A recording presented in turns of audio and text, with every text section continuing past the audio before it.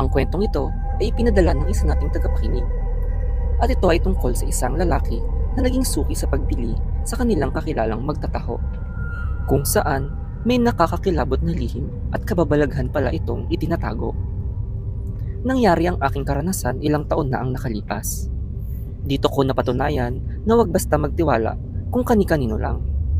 Dahil muntik nang mawala sa akin ang aking anak dahil lang sa isang masamang tao. Ako si Marvin at ito ang aking kwento. Tahimik ang pamumuhay ng aming pamilya ng ilang taon hanggang sa kinailangang magtrabaho ng aking asawa sa ibang bansa. Bilang isang ama, pinagsipagan kong punan ang presensya ng aking asawa para sa aming anak na si Benben. 6 na taon pa lang si Benben at saktong kakalipat lang din namin ng bahay simula ng mga ibang bansa ang aking asawa. Medyo nahirapan makisama sa ibang bata si Benben at laging nasa bahay lang. Tahimik ang aming nalipatan kaya tiwala ako sa mga kapitbahay.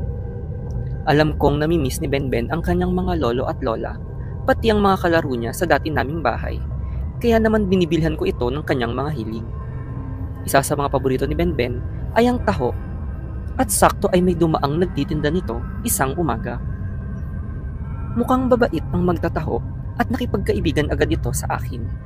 Nagtatanong-tanong ito kung bago lang ba kami at kung sino-sino kami dahil ngayon lang daw niya kami nakita ng anak ko.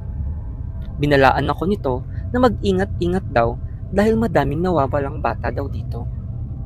Sa pagkakaalam daw niya ay ang dating nakatira dito sa aming nilipatan ay isa sa mga nawalan ng anak. Usap-usapan daw na malamang ay taga rito lang ang nangunguha ng mga bata at mag-ingat daw ako sa mga matagal nang nakatira dito.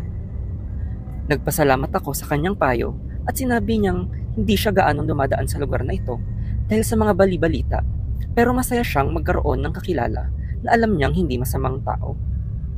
Ikwinento ko ng kaunti ang aking buhay at natuwang magkaroon ng bagong kaibigan. Ilang araw ang mga nagdaan at pasulpot-sulpot ang magtatahong dumadaan sa aming kanto at lagi ko itong tinatawag. Lagi itong nakikipagkwentuhan sa akin at nagkukwento din ako sa kanya. Natutuwa din ako dahil masaya si Benben kapag dumadating siya. Pag naririnig ni Benben ang sigaw nito, ay nagmamadali itong salubungin para sa taho. Laging nakangiti si Benben at naging kakilala na din siya ng tindero. Magaling makisama kay Benben ang tindero kaya madaling naging komportable si Benben sa kanya. Isang araw ay kumatok ang isang kapitbahay namin na nagpakilalang si Aling Mirna. May kasama itong bata at sinasabi niyang nais daw makipaglaro ng kanyang apo kay Benben. Base sa mga kwento ng magtataho, ay medyo nag-alangan ako, ngunit pinayagan ko na lang. Naging madalas ang pakikipaglaro ni Benben sa bata at minsan ay sa bahay nila naglalaro ang aking anak. Naisip ko na baka mali ang kwento sa akin ng magtataho kaya bala ko siyang kausapin, ngunit nakakapagtakang di na siya bigla dumaan sa aming kanto. Bala ko sanang magtanong-tanong sa mga kapitbahay, ngunit naisip kong baka nakuha siya ng nangingidnap ng bata. Kinabahan ako sa mga kapitbahay ko at naisip na kausapin si Aling Mirna at sabihing hindi muna pupunta si Benben sa kanila. Pagdating ko sa kanila ay nagulat ako. Maraming nakapaskil na litrato ng apo ni Aling Mirna sa tapat ng kanilang bahay.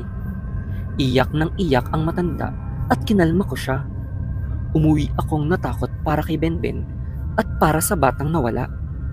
Ilang araw ang nakalipas nang may mabilitaan kaming kalunos-lunos. Natagpuan ang katawan ng bata na chop-chop sa mga basurahan. Sinasabing kinuha daw ang mga laman loob nito nung pinatay ito at malamang ay gawa ng isang sindikato. Sinamahan ko si Aling Mirna sa presinto habang ipinapaliwanag ito sa kanya. Halos himatayin ng matanda sa sinabi ng mga pulis. Tinanong ko kung meron ba silang suspect at sinabi ng mga pulis na may isa silang minamata dahil kaya raw nitong maglabas-pasok sa lugar namin at nakakapagmasid ng mga nakatira dito. Sinabi nilang suspetsya nila na ang magtataho daw ay parte ng sindikatong nangunguha ng mga bata. Hindi ako makapaniwala, ngunit may pruweba daw sila. Nagmadali akong umuwi dahil naiwan kong mag-isa si Benben at halos atakihin ako sa puso sa aking nadatnan. Hawak-hawak ng magtataho si Benben at mistulang dadalhin sa kanto kung saan may nakaabang na sasakyan. Dali-dali akong tumakbo at nagsisisigaw para habulin sila. Sakto ay maraming nakarinig sa akin at agad na tumakas ang magtataho matapos bitawan si Benben. Nanginginig akong pumunta sa pulis para ikwento ang nangyari at saktong madami ang saksi sa nangyari. Malamang daw ay hindi na muli pupunta ang magtataho dahil nadiskubre na ang kanyang modus. Ilang araw ang makalipas ay nasugpo ng mga pulis ang sindikato. Nahanap ang kuta nila sa isang abandonadong building. Ginagamit daw nito ang mga timba ng taho para itago ang mga laman loob para ibenta sa black market. Isa sa mga nahuli ang magtataho at nagkumpisal daw ito kung saan nila dinadala ang mga bata. Dose-dose ng mga bangkay daw ang natagpuan dito. Karamihan daw ay mga pulubi, ngunit may ilan daw na dinakip mula sa mga bahay nila. Ibinalita ng mga pulis sa mga magulang ng nawawalang mga bata na natagpuan na ang mga katawan nito. Nabigyan man ng hustisya ay hindi pa din maibabalik ang buhay ng mga batang walang awang kinatay para sa kanilang lamang loob. Hindi ko sinasabing masasama ang mga nagtitinda ng taho. Sadyang iba lang ang aking naging karanasan. Nagtiwala agad ako sa hindi ko kakilala ng basta-basta. Mapulutan niyo sana ng aral ang aking kwento at maging maingat sa mga tao na baka may masamang balak tulad ng aking kakilalang tindero ng taho.